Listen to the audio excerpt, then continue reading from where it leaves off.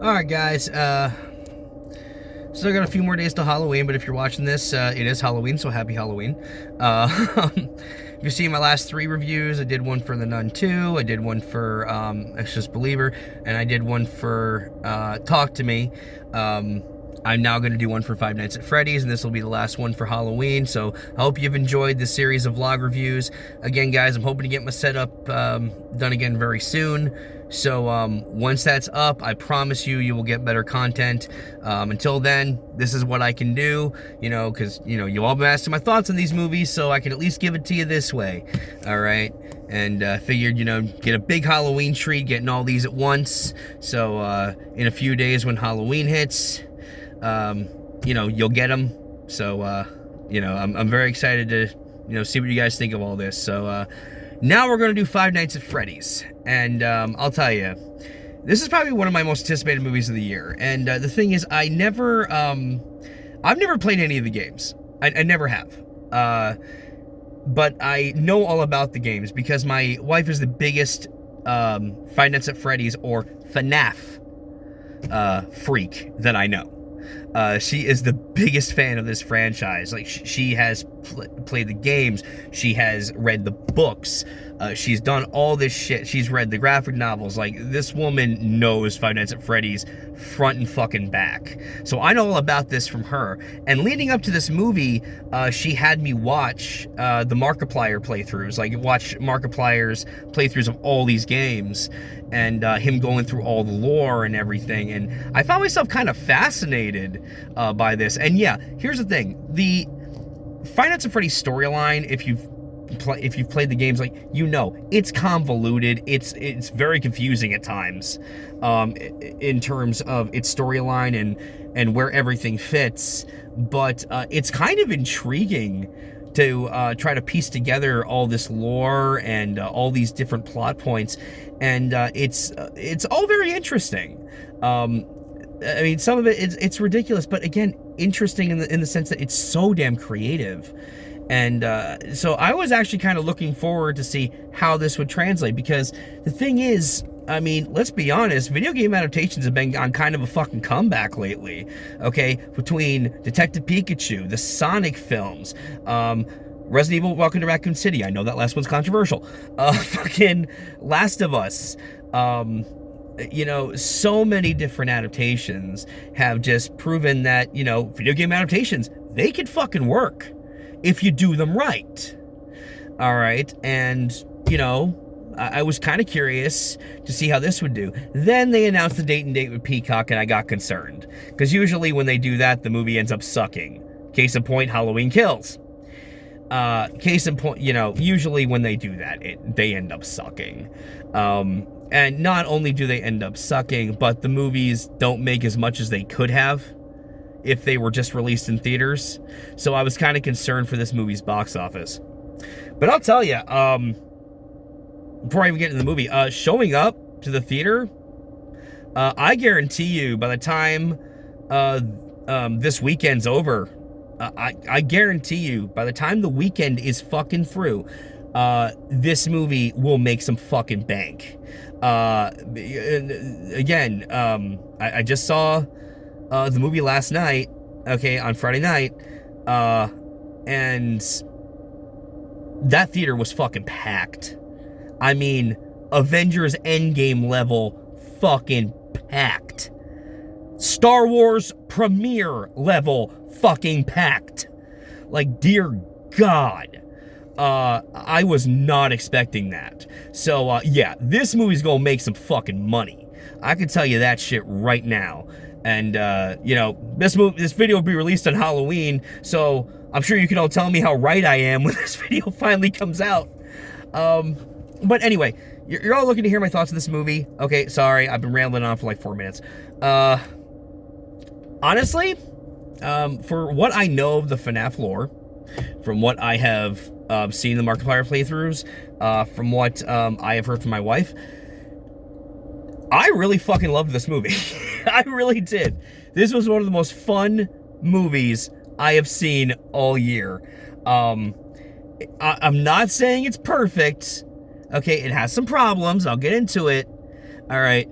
But this movie was fun as fuck. Now, as far as what it does right, I'll tell you this. They nailed the animatronics and how they look. Like Jim Henson's Creature Shop, they understood the fucking assignment, okay? Like, they did not play. They were like, oh no, we're gonna make this shit look exactly like the game. And they did. Freddy Fazbear's looks exactly like the fucking game. Like, even like the security feeds and the security room, right down to the fucking soda cup on the table, is note for note the video game. And it was fascinating to me how well they were able to nail that. It reminded me again of, Resident Evil Welcome to Raccoon City, how they just nailed the fucking sets in that shit.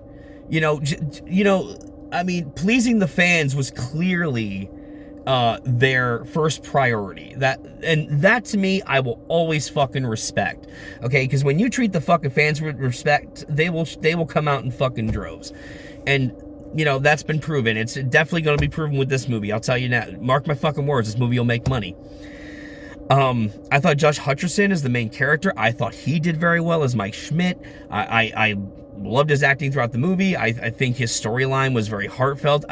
This whole thing where he's holding on to the memory of his brother that was taken from him, and how he's trying to, come to terms with that, and try to do this whole dream theory thing where he's trying to think back in his dreams of, that day to try to get a glimpse of the man that took his brother. Just because he knows it's in here, but he can't remember it. That to me was very interesting. I loved all that.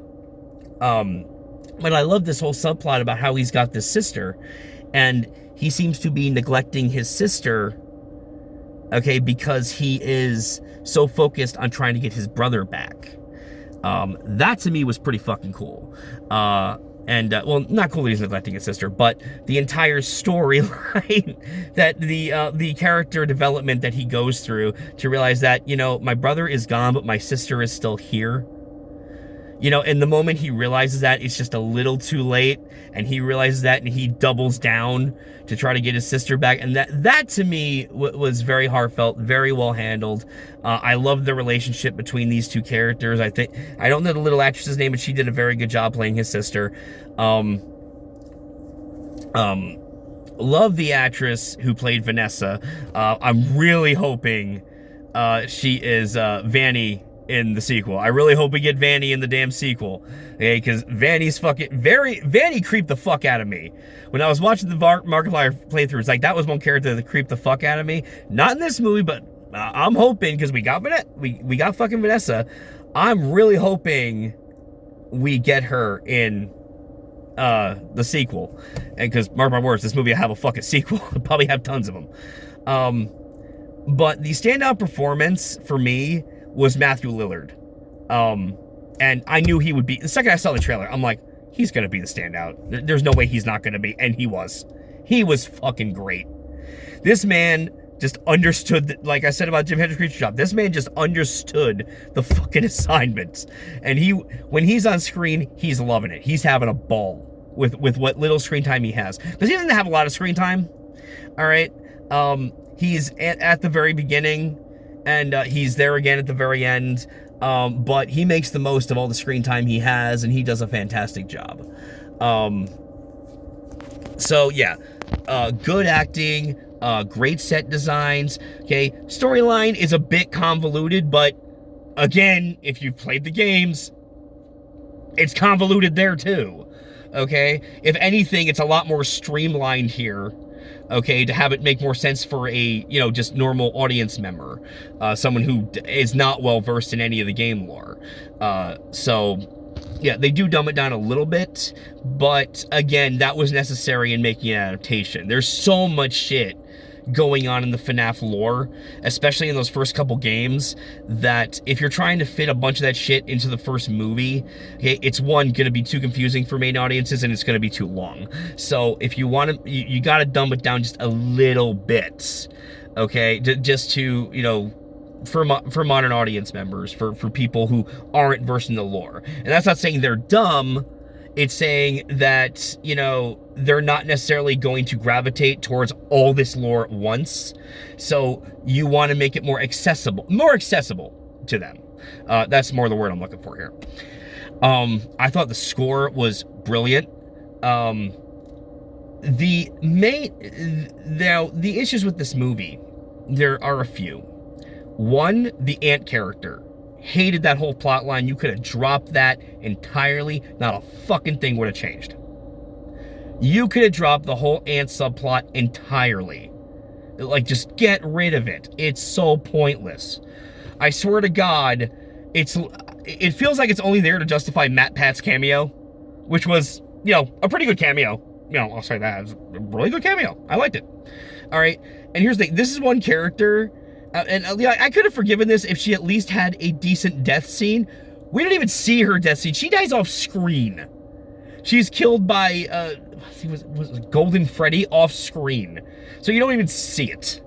That was disappointing. You know, if you're gonna have a character like that in this movie that feels like she's out of a Disney Channel original movie, at the very least, give her a good death scene. Nope, couldn't even give us that. So, yeah, I maintain the entire ant subplot completely fucking pointless. Get it out of there. We didn't need it.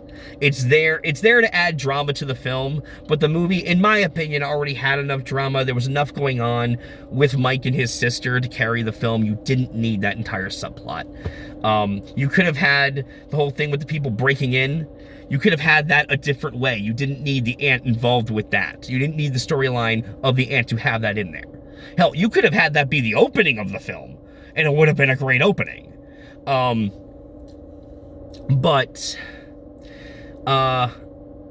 Yeah, that whole scene with the people breaking in, I thought was just brilliantly handled. Like, there's one creepy scene with Bonnie in a closet. There's another one, involving, getting bitten in half. That was the greatest. Literally everyone in the theater just went, holy shit, because that was the coolest crap in the world. It was just so fucking cool. And the best part is, like, you don't even see it. Like, you see the shadow of it on the wall. You see, like, the shadow of her body being bitten in half. It's like, what the fuck? You know? And that's how they get around the PG-13 rating, by the way. They use a lot of shadow work to disguise some of the kills. You know, they'll cut away at, like, the last minute, but, like, you know exactly what happened. All right? And that's really one problem with this movie is, while the animatronics can be creepy in many respects, and in some scenes they really are. Like, again, there's like one or two scenes with Foxy that kind of creep me out a bit. There was one with Bonnie in the closet, like I just mentioned. But the movie really isn't scary. That's the issue. Like, there's a couple jump scares in the movie, like the one with the bite that I just mentioned. Okay, but like, there's not a lot. I really feel like especially since the game thrived on jump scares, okay, you could, like, as much as I hate them, you could have added a few in here and nobody would have given a shit. You know, because, again, that's what the game is. That's what it thrives off of. That's what the fans love it for. So if you're going to put that in the movie, if you wanted to put that in the movie, this is one horror movie where you totally could have gotten away with that. And nobody would have cared. You know, but on that other note, I do respect the director for, you know, trying things with shadows and with darkness and with the editing, you know, to try to make it, you know, more creepy as opposed to just shit in your face. All right, in some aspects it worked, in some it didn't. Again, there's very few actual scares in the movie, especially, or at least ones that worked for me. But the thing is, the scares aren't really the intrigue of this movie for me. The intrigue of this movie is just how fun it is. It's just a fun movie. Like, I had a great time. Like, honestly, I'll say this. Even if I didn't like this movie, I would still be like, you know what? Go see it. You might enjoy it, because I'll tell you something. I have not had a theater experience like this since Avengers Endgame. I'm dead serious. The audience interaction was perfect. Okay, nobody was obnoxious and screaming random shit throughout the movie. Okay, I mean, okay, one person shouted, "Was that the bite of 87?" when the bitch got split in half, but that was it. Like, but everyone had a laugh at that. Everyone was laughing. Everyone was having a great time. That's the kind of theater experience I love. And, you know, honestly, just for that, this might end up being one of my favorites of the year, just for that. If I'm giving this movie a rating, okay, you know what? I'd give it an A-. Honestly, just for the enjoyment level and the fact that they just nailed so much of the video game. And yeah, they changed a few things, but the things that they changed were necessary from an adaptation standpoint, so they didn't bother me, and they didn't even bother my wife, who, again, is the biggest FNAF freak I know. So, I mean, when I saw her just having the time of her fucking life, and me having the time of my life, I'm like, you know what? I really love this movie. I do.